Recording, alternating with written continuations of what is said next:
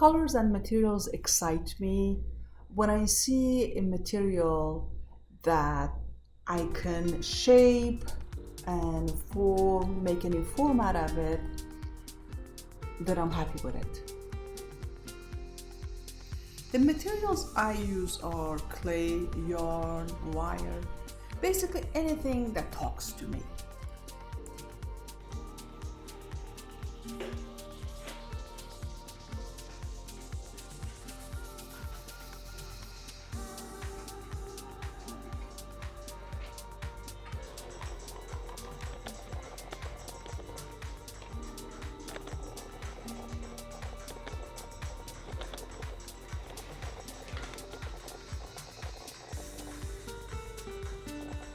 So these are my fruit project for my installation.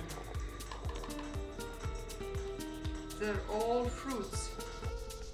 In my painting, I usually start with acrylic and then I ended up with oil.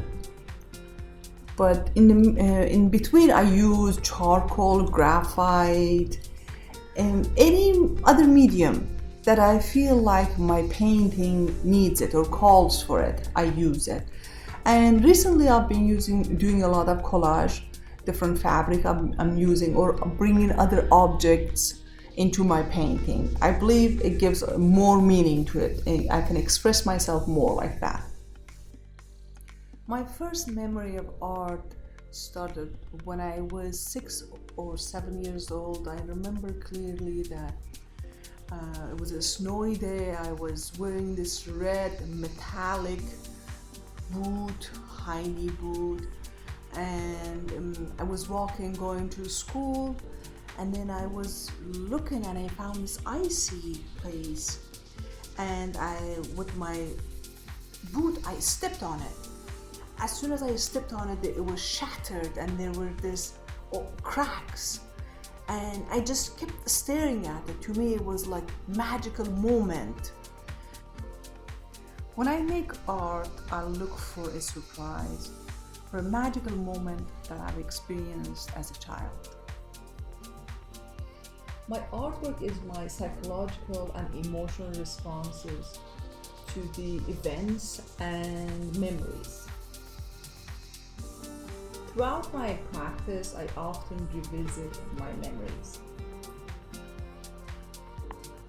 Memories of carpet making are one of the recurring subject matters in my paintings, usually in an abstract form.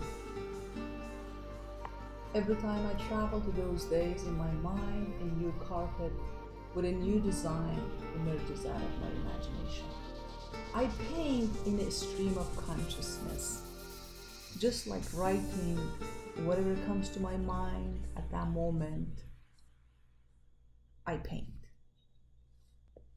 And I usually glue elements such as ornaments, coins, or cans onto my paintings, only to relive my memories. I believe painting can be literally three-dimensional, and by integrating objects into my painting, in fact, I'm bridging the world of illusion and reality.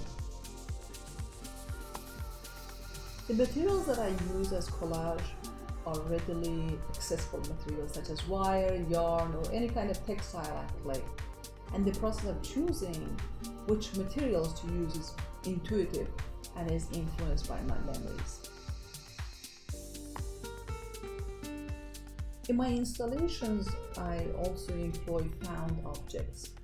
I do this because it links my art to my upbringing. And coming from a big household, the youngest usually wore the oldest hand-me-downs, and our horse was the last to wear the hand-me-downs as a patched blanket made out of string. I grew up in a forestry area with many wood shops around us. As a child, we would go around to collect the scrap pieces and then put them together, not realizing that we were making assemblage art. Then we decorated them with small objects made from clay, and at the end, we would invite each other over and pretend to be guests while serving each other tea in quickly made small clay teapots.